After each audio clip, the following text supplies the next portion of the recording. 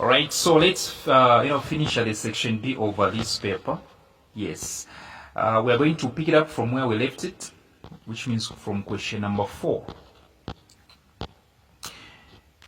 Question number 4 reads, study the following diagram and answer the questions that follow. So if you check very well, we have this model of peace and violence, yes, which was first thought of by this man called Gautang or Gotang. Yes. So as we can see, we have the arrows from peace pointing. The one to your right hand side is pointing to positive peace. The one to your left hand side is pointing to A. We also happen to have the arrow from structural violence pointing to positive peace. Yes, and the arrows between C and structural violence, they are pointing to each other like that. We also have the arrows between B and C, the one that is pointing to C and the other one is pointing to B. Then we look at the arrow pointing from B, it's going to A. Yes. Now, the first question reads, identify the situations labeled A, B, and C. Identify the situations labeled A, B, and C. What is A, and how do I know A? A is the opposite of a positive peace. Check very well. Okay, listen.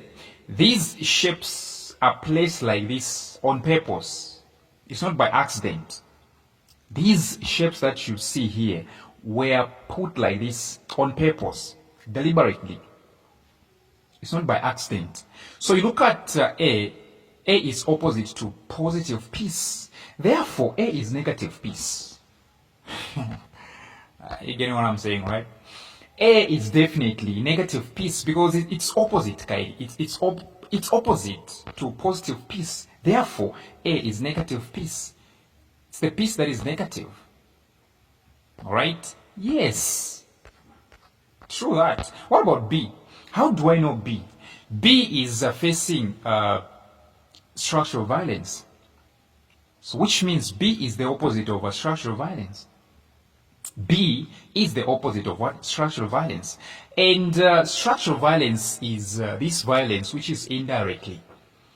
A structural violence is an indirect violence. Take for instance, you are depriving someone the rights to education. That's violence, but it's just an indirect one.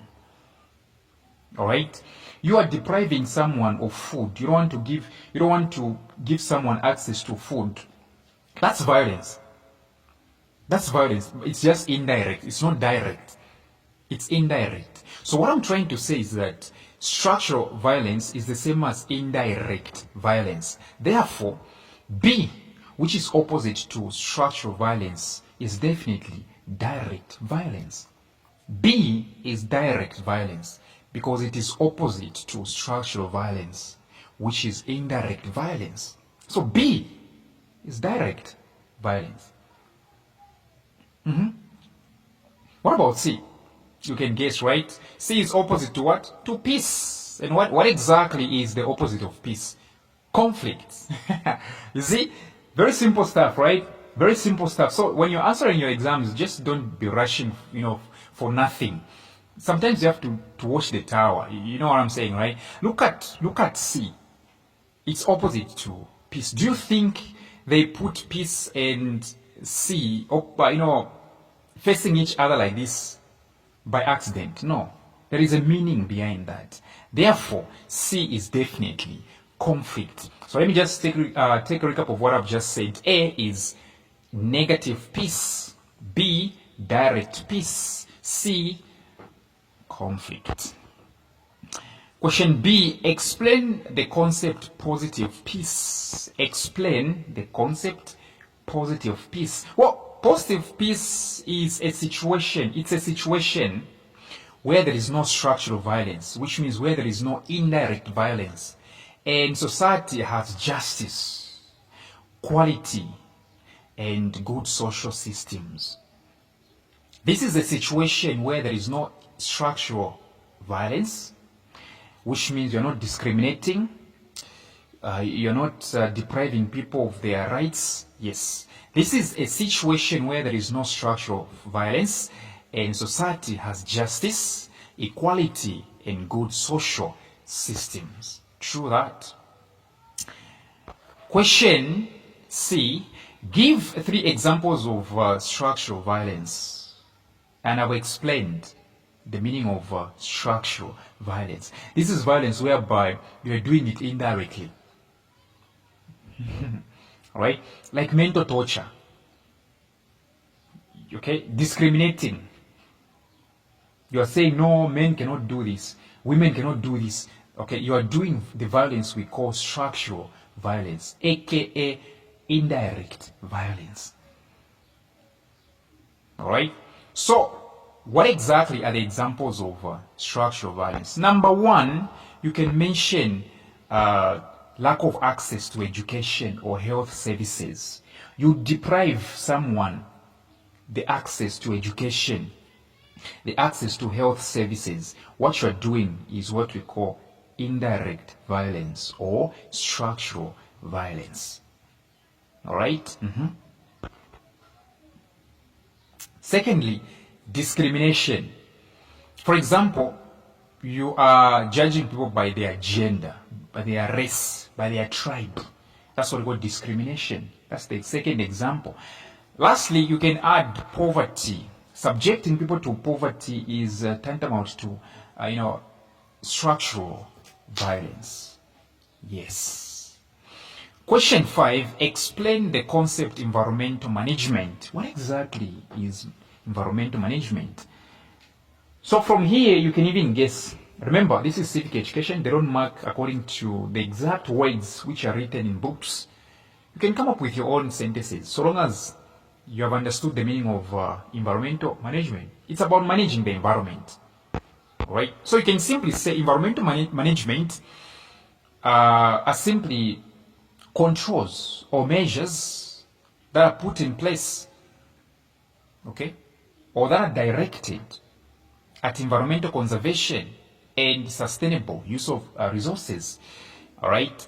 These are the measures or controls directed at environmental conservation and sustainable use of resources. If you're not interested in that, answer, you can even say, environmental management actually is the proper use, the proper protection and conservation of natural resources to prevent what? Environmental damage and ensure resources are available for present and future generations. If you don't want that, it's simply keeping or preserving the environment for future use, for present and future use. Oh yes. Next one actually reads, that's 5B. State 2 are sustainable development goals that focus on the protection of the environment. State 2, sustainable development goals that focus on the protection of the environment. So there are so many sustainable development goals. But this question is particularly asking you to focus on those that have got everything to do with the protection of the environment. This question is particularly asking you to focus on those goals, only those goals that are focusing on the protection of the environment. Yes. So this is where you say life below water or life on land. That's one goal. Life below water or life on land. Secondly, you say climate action. Yes, these are the 2 sustainable development goals that have got everything to do with what? The protection of the environment. Question C, describe the functions of the following institutions towards environmental conservation. Describe the functions of the following institutions towards environmental conservation. In short, how does the parliament help to conserve the environment? How does it help to preserve the environment? How does ZEMA, the Zambia Environmental Management Agency, help in preserving our land? All right? Environmental conservation. Well, the parliament, number one, the parliament oversees government institutions and policies to ensure environmental laws are followed. In short, it monitors all the government institutions and the policies which are put in place to ensure that environmental laws are followed. All right, that's what it does. It monitors government institutions and policies to ensure environmental laws are followed. All right, all the environmental laws have to be followed. All the government institutions have to be counter-checked. They have to be monitored. Secondly, since it's the parliament, it makes and passes laws that protect the environment and promote conservation. So the parliament will sit and plan on how to come up with laws, the laws that are going to protect our land. So it makes and passes laws that protect the environment and promote conservation. What about ZEMA, the Zambia Environmental Management Agency? How exactly does it help in preserving our land? Number one, it monitors and controls. Right? It monitors and controls activities that may harm the environment, such as pollution and deforestation. So ZEMA is there simply to make sure that there is no pollution, there is no deforestation. So it monitors and controls activities that may harm the environment, such as what? Pollution and deforestation. Secondly, it conducts what we call EIA. It conducts what we call EIA. EIA is the short form of environmental impact assessment. It conducts what we call environmental impact assessments. Not only that, it also enforces environmental regulations. What exactly do you do? Come from our institutions to learn in depth.